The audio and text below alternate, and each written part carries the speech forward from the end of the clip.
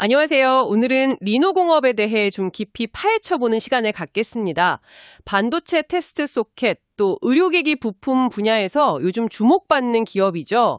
저희가 받은 분기 보고서랑 증권사 분석 자료가 있는데요. 이걸 바탕으로 리노공업의 핵심 경쟁력이 뭔지, 재무 상태는 어떤지, 그리고 최근에 있었던 액면 분할은 왜 했는지 이런 것들 핵심만 쏙쏙 뽑아서 이야기 나눠볼게요. 네, 리노공업 정말 꾸준히 높은 수익성을 내오는 걸로 유명하죠. 주신 자료들을 보니까 이 회사가 어떻게 그렇게 할 수 있었는지, 또 앞으로 성장 가능성은 어떨지 꽤 구체적인 근거들을 찾을 수 있더라고요. 자, 그럼 바로 시작해 볼까요? 좋습니다. 먼저 그 리노공업의 주력 사업부터 봐야겠죠. 역시 리노핀하고 IC 테스트 소켓, 이게 핵심인데요. 반도체 칩 성능 검사할 때 꼭 필요한 부품들이잖아요. 보고서 보니까 특히 다품종 소량 생산 방식, 이게 강점이더라고요. 고객사마다 요구하는 게 다 다른데 그걸 소량이라도 빨리 맞춤형으로 만들어준다는 거죠. 맞습니다. 그리고 반도체 기술이 계속 발전하잖아요. 점점 더 복잡해지고, 그러니까 테스트가 정말 중요해지는 거고요. 리노공업은 바로 그 핵심 공정에 필요한 부품을 그것도 자체 기술로 개발하고 생산한다는 점에서 기술력을 인정받는 거죠. 분기 보고서를 보면 매출의 한 87% 정도가 여기서 나오고요. 근데 또 재밌는 게 초음파 진단기 같은 데 들어가는 의료기기 부품 사업 있잖아요. 이것도 꾸준히 키워서 매출의 한 13% 정도, 그 정도 차지하더라고요. 아, 의료기기 쪽도 꽤 비중이 있네요.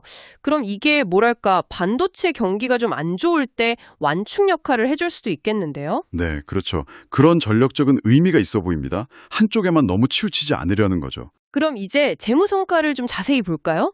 2025년 1분기 실적을 보니까 매출이 약 784억 원, 그리고 영업이익이 약 349억 원. 근데 정말 놀라운 건 영업이익률이에요. 이게 매출에서 비용 빼고 남는 이익 비율인데 무려 40% 중반대를 계속 유지하고 있다는 거예요. 최근에 삼성증권 리포트에서 올해 실적 전망치를 조금 낮추긴 했다던데 그래도 여전히 엄청 높은 수준이죠. 아니, 어떻게 이렇게 높은 이익률을 계속 유지하는 걸까요? 비결이 뭘까요? 아까 말씀하신 그 다품종 소량 생산 능력하고요. 또 독자적인 기술력. 이게 결국 높은 가격 협상력으로 이어지는 것 같아요. 그러니까 단순히 원가 경쟁만 하는 게 아니라 기술력으로 높은 부가가치를 인정받는 거죠. 그래서 높은 수익성을 유지할 수 있는 거고요. 그리고 또 하나 봐야 할 게 현금 흐름인데요.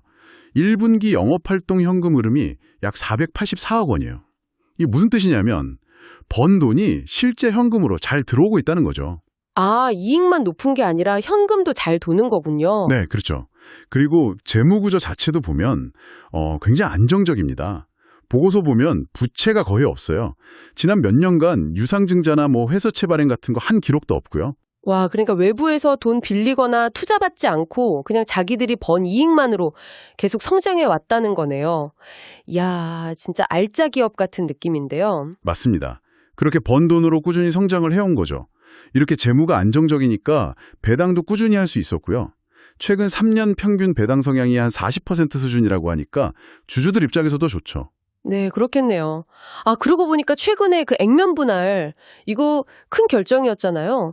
이것도 혹시 이런 탄탄한 재무 건전성이랑 관련이 있는 걸까요? 네, 재무적으로 여유가 있으니까 주주 가치를 높이기 위한 그런 결정도 할 수 있었겠죠. 그 액면 분할 배경은 잠시 후에 좀 더 자세히 보고요.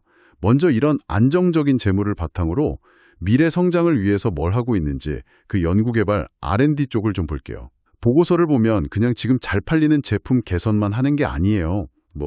고주파나 대전류에 대응하는 핀이라든지 차세대 패키징용 소켓, 아니면 의료용 부품 개발처럼 미래 시장을 보고 계속 연구를 하고 있더라고요. 매출 대비 R&D 투자 비중도 꾸준히 유지하고 있고요. 미래를 위한 준비도 착실히 하고 있군요. 이런 기술 개발 노력이 중요한 이유가 있겠죠, 아무래도. 그럼요. 당연하죠. 그 세계 반도체 시장 통계기구 WSTS라고 있잖아요. 여기서 올해 반도체 시장이 11% 이상 성장할 거라고 예측했고요. 의료기기 시장도 계속 성장할 걸로 보고 있고요.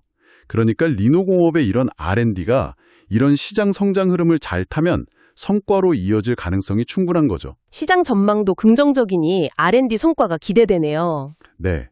다만 반도체 경기라는 게 항상 좋을 수만은 없잖아요. 변동성이 크니까.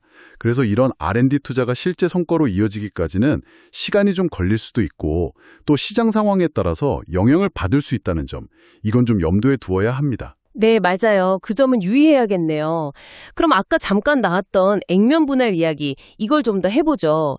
2025년 3월 주총에서 결정해서 4월에 완료됐는데 주식 1주당 가격을 500원에서 100원으로 낮춘 거잖아요. 이걸 왜 한 걸까요? 보통 액면 분할은요, 주식 1주 가격이 너무 비싸면 소액 투자자들이 접근하기 좀 어렵잖아요. 그래서 가격을 낮춰서 더 많은 사람들이 쉽게 사고 팔 수 있도록 하고 또 유통되는 주식 수를 늘려서 거래 자체를 좀 더 활발하게 만들려는 목적이 커요. 관련 자료들을 보면 리노공업도 비슷한 이유였을 거예요. 주식 유동성을 좀 높이고 결국 주주 가치를 좀 더 끌어올리려는 그런 의도였다고 볼 수 있죠. 이게 기업의 본질적인 가치를 바꾸는 건 아니지만요. 그래도 시장의 관심을 좀 더 끌 수는 있겠죠. 아, 거래를 좀 더 쉽게 하고 활발하게 만들려는 목적이군요. 이해가 되네요. 오늘 리노공업에 대해서 쭉 살펴보니까 정말 독자적인 기술력을 바탕으로 한 핵심 사업 경쟁력도 있고 재무 구조도 아주 탄탄하고 또 미래를 위한 투자도 꾸준히 하고 있고 여러모로 강점이 많은 기업이라는 생각이 됩니다. 맞습니다. 그 높은 수익성하고 안정적인 재무는 정말 인상적이죠. 하지만 여전히 반도체 시장 의존도가 높다는 점, 그리고 그에 따른 경기 변동성은 앞으로도 계속 지켜봐야 할 부분이긴 합니다. 의료기기 분야 같은 사업 다각화 노력이 이런 위험을 얼마나 잘 상쇄하면서 지속적인 성장을 만들어낼 수 있을지, 이게 앞으로의 관건이 될 것 같습니다. 그래서 여기서 여러분께 한 가지 질문을 던져보고 싶어요. 앞으로 리노공업이 계속 성장하려면요, 현재 핵심 역량인 반도체 테스트 분야의 기술적 깊이를 더 파고드는 것과 아니면 의료기기 같은 새로운 분야로 확장을 좀 더 가속하는 것 사이에서 과연 어떤 전략적 균형점을 찾아 나아가는 것이 가장 중요하다고 생각하시나요? 한번쯤 생각해 보시면 흥미로울 것 같습니다.